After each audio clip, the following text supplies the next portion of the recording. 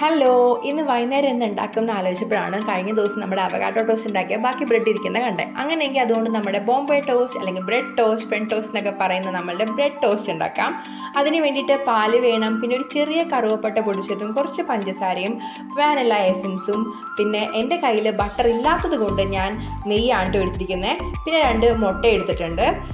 അപ്പോൾ ഈ പറയുന്ന പോലെ തന്നെ സിനമൺ പൗഡറും, അതായത് കറുവപ്പട്ടയുടെ ചെറിയൊരു കോലെടുത്ത് ഒന്ന് പൊടിച്ചതാണ്. അതില്ലെങ്കിലും വാനില എസൻസ് ഇല്ലെങ്കിലും ഒന്നും കുഴപ്പമില്ല, എൻ്റെ അടുത്ത് ഉള്ളതുകൊണ്ട് മാത്രം ഞാൻ എടുത്തതാണ്. അതൊക്കെ വെറുതെ ഒരു ഫ്ലേവറിന് വേണ്ടി മാത്രം. ആദ്യം നമ്മുടെ മുട്ട ഒന്നൊരു ബൗളിലേക്ക് പൊട്ടിച്ച് ഒഴിക്കാം. എന്നിട്ട് അതിലേക്ക് നമ്മളുടെ സിനമൺ പൗഡർ പൊടിച്ചത് ചേർത്ത് കൊടുക്കാം.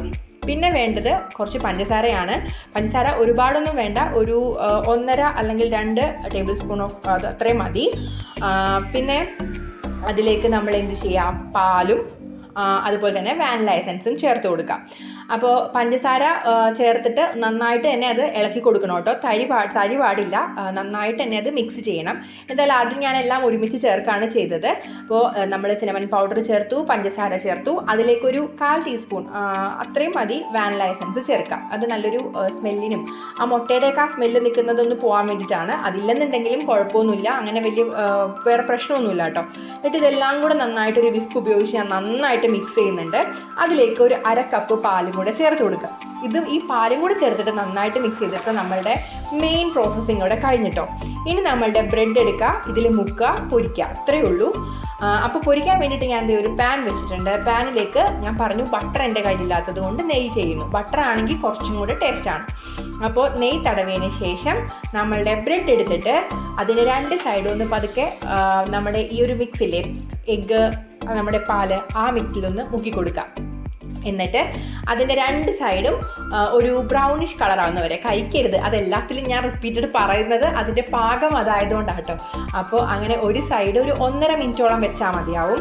അപ്പോൾ തന്നെ അതിൻ്റെ സൈഡ് നല്ലൊരു ലൈറ്റ് ഒരു ബ്രൗൺ കളറിലേക്ക് മാറും. ഒരു ഗോൾഡൻ ബ്രൗൺ അല്ല, അതിൽ കുറച്ചും കൂടെ ഒരു ഡാർക്കായിട്ട് വരും. നിങ്ങൾക്കത് കാണാൻ പറ്റും ഇപ്പം ഞാനത് മറിച്ചിടുമ്പോൾ. അങ്ങനെ ഇപ്പോൾ 2 സ്ലൈസ് ഓഫ് ബ്രെഡ് വെച്ചിട്ടുണ്ട് കേട്ടോ. ഇപ്പം ഞാൻ തിരിച്ചിടുമ്പോൾ നിങ്ങൾ നോക്കിക്കോട്ടോ അതിൻ്റെ ആ ഒരു ഡിഫറൻസ്, കളറിൻ്റെ ആ ഒരു പാകം. അപ്പോൾ അങ്ങനെ ആ ഒരു പാകം മതി ഒരു സൈഡ്. അതുപോലെ തന്നെ മറ്റേ സൈഡും അപ്പുറത്തെ സൈഡും നമുക്ക് മൊഴിച്ചെടുക്കാം. അങ്ങനെ എടുത്താൽ നമ്മളുടെ ബ്രെഡ് ടോസ്റ്റ് ഇവിടെ റെഡിയായി. എത്ര സിമ്പിളായിട്ട് നമ്മളുടെ വൈകുന്നേരത്തെ സ്നാക്ക് ഇവിടെ റെഡിയായി അല്ലേ. അപ്പോൾ നമ്മളുടെ അടുത്ത് ഇപ്പോൾ ഇത് വെറുതെ വേണമെങ്കിലും ചൂടോടെ കഴിക്കാം. ഇല്ലാന്നുണ്ടെങ്കിൽ കുറച്ച് തേൻ ഒഴിച്ചിട്ടുണ്ടെങ്കിൽ നല്ല അടിപൊളിയായിരിക്കും. അപ്പോൾ എൻ്റെ കയ്യിൽ കുറച്ച് തേൻ ഇരിക്കുന്നത് കൊണ്ട് ഞാൻ ഇത്തിരി തേൻ എടുത്ത് ഒഴിച്ചിട്ടോ. അപ്പോൾ ഇതിൽ ഒരെണ്ണത്തിൽ മാത്രം ഒഴിക്കണം. എന്താണെന്ന് വെച്ചിട്ടുണ്ടെങ്കിൽ ഹസ്ബൻഡിനാണ് ഞാൻ ടേസ്റ്റ് ചെയ്യാൻ ആദ്യം കൊടുക്കുന്നത്. അപ്പോൾ ഹസ്ബൻഡ് പറഞ്ഞു ഒരെണ്ണത്തിൽ മാത്രം ഒഴിച്ചാൽ മതി, മറ്റേത് ഞാൻ സെപ്പറേറ്റ് വെറുതെ തിന്ന് നോക്കട്ടെ എന്ന്. അങ്ങനെ ഒരെണ്ണത്തിൻ്റെ മുകളിൽ ചെറുതായിട്ടൊന്ന് തേൻ ഒഴിച്ച് നല്ല അടിപൊളിയാക്കി കൊടുത്തു. അങ്ങനെ രണ്ടും വെറുതെ കഴിച്ചത് ഇഷ്ടമായി, അല്ലാതെ തേൻ ഒഴിച്ച് കൊടുത്തത് അതിലേറെ ഇഷ്ടമായിട്ടോ. മോനും ഇഷ്ടമായി, എനിക്കും പേഴ്സണലി നല്ല ഇഷ്ടമായി. അപ്പോൾ ഇനി നെക്സ്റ്റ് വീഡിയോയിൽ വേറൊരു റെസിപ്പിയായിട്ട് കാണാം. ബൈ.